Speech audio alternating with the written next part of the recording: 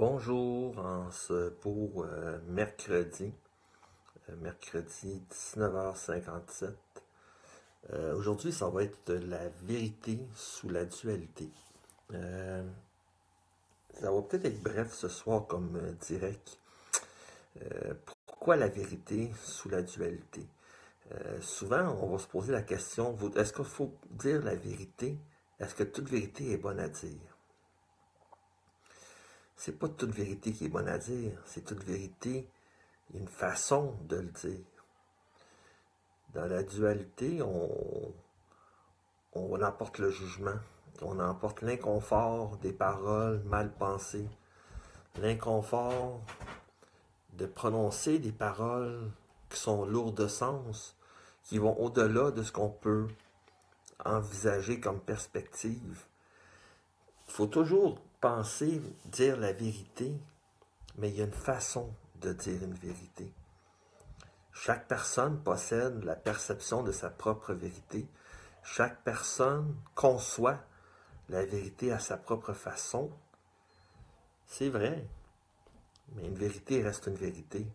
Des fois, la vérité peut faire mal. La vérité peut faire peur.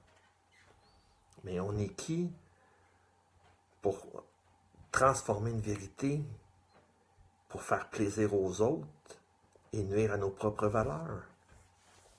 Tu sais, la vérité fait partie de la dualité. La dualité, est-ce que je dis la vérité ou je la transforme pour que la personne soit heureuse de ce que je vais lui dire? À vous de voir. Aimez mieux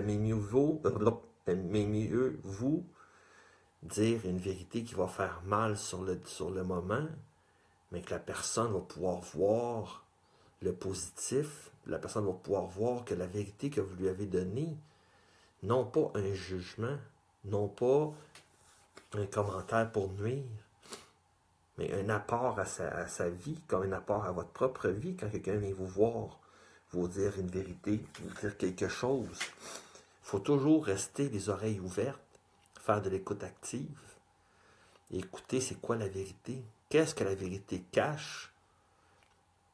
Est-ce que la vérité tient compte de votre propre histoire? Est-ce que la vérité tient compte de votre réalité? Est-ce que la vérité prend conscience de qui vous êtes en réalité, de tous les efforts que vous avez faits dans votre vie? Est-ce que la vérité qui vous choque vient choquer votre ego? Ou c'est une mauvaise perception de l'autre personne qui vient vous transmettre son message? Tu sais, il faut toujours garder à l'esprit qu'une personne ne nous connaît pas. Il n'y a personne d'autre qui se connaît mieux que soi-même. Tu sais, on amène souvent des commentaires pour aider une personne à grandir, à évoluer, mais il y a peut-être des choses, des obstacles, il y a peut-être des embûches, ou il y a peut-être des objectifs qu'on ne connaît pas, que la personne veut atteindre avant que nous puissions voyager ensemble, avant que la vérité ait un sens pour cette personne-là. Tu sais, il y a une vérité toujours bonne à dire. Là, il y a une façon de le dire. Et il y a une période pour le dire. Si on vient dire une vérité du passé, c'est un reproche. C'est un jugement. C'est une façon de percevoir une vérité ancienne pour venir corriger le présent. C'est trop compliqué. À regarder sur le moment présent, ce qui fait un sens aux paroles que vous allez prononcer, ce qui va faire un sens aux gestes que vous allez prononcer. Autant une vérité se retrouve dans les paroles qu'on prononce, autant qu'une vérité peut se retrouver dans nos actions, autant qu'une vérité peut se retrouver dans nos gestes, dans le non-verbal. Toute vérité mérite d'être dite. Mieux vaut pouvoir respirer librement et l'esprit en paix, d'avoir dit ce qui devait être dit, que de vivre sur des remords et vivre sur des mensonges. se construire une illusion, il n'y a rien de plus dommageable à une personne à long terme. Se construire une illusion, il n'y a rien de plus pénible à porter comme fardeau.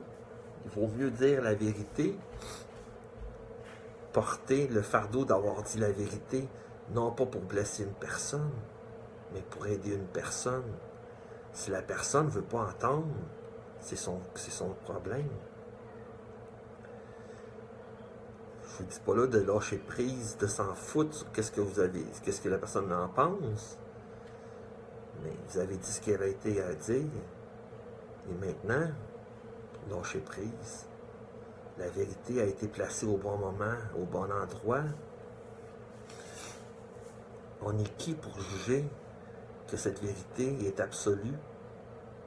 Dans toute parole, il y a divers sens.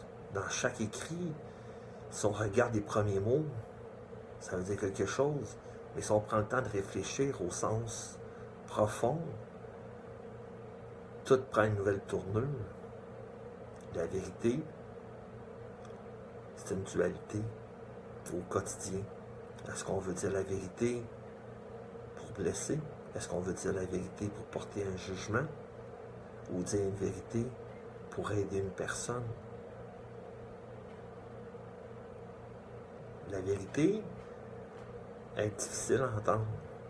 La vérité, des fois, va toucher où que ça fait mal, va toucher nos peurs, va venir toucher nos souffrances, nos tristesses.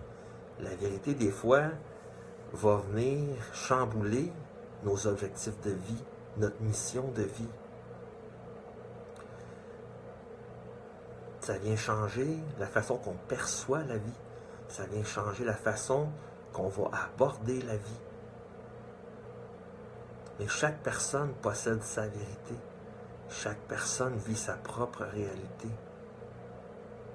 Moi, ici, j'ai ma propre vérité. J'ai mes propres vérités plutôt.